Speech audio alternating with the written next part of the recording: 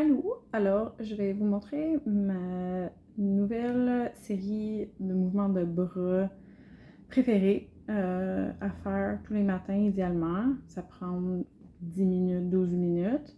Ça peut être raccourci si vous voulez, mais comme l'optimal, c'est de vraiment faire chacun des mouvements avec 100 répétitions pour avoir l'effet de mouvements rythmiques qui envoient un boucle d'inhibition au niveau de moelle épinière pour relâcher les muscles. Ça fait un pompage vasculaire, alors ça flush les régions dans la ceinture scapulaire avec du sang, ce qui va nettoyer les toxines, va nourrir avec de l'oxygène. Et les mouvements rythmiques, ça va aussi aller lubrifier toutes les petites articulations dans la colonne, dans les côtes, dans les épaules. Alors, sans tarder, on commence debout avec un mouvement pour la colonne, comme ça.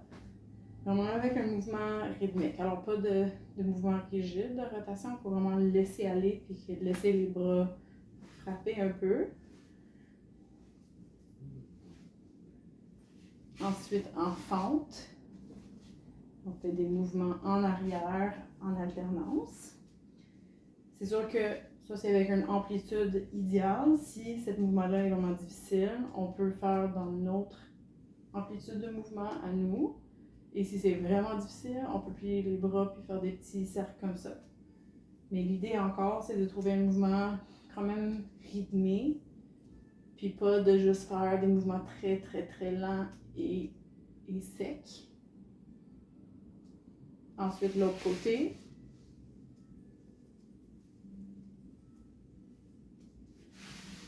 Au centre, on fait des mouvements avec une tape sur l'épaule et un en arrière du dos.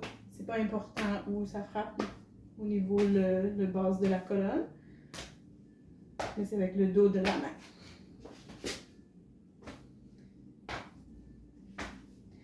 Ensuite, on fait des cercles en avant, comme ça.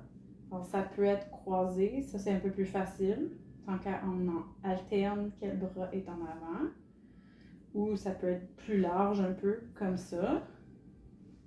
100 fois. Et de l'autre côté, en reculant 100 fois. Encore là, ça peut être un peu plus facile d'y aller plus en avant.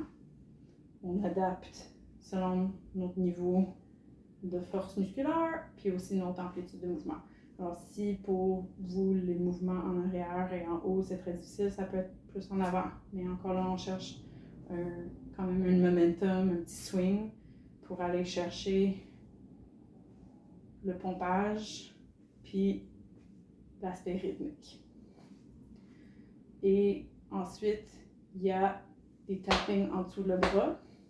Encore là, c'est pas juste de lever les bras puis taper en dessous. Il y a un mouvement de swing de chaque bord qui va aller vraiment étirer les pectoraux.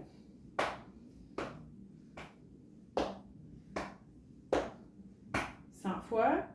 Et le dernier, c'est en position de cheval. Alors, un genre de sumo squat, des jambes larges, assis le plus bas qu'on est confortable. Puis, on va aller chercher une ouverture des côtes sur le côté.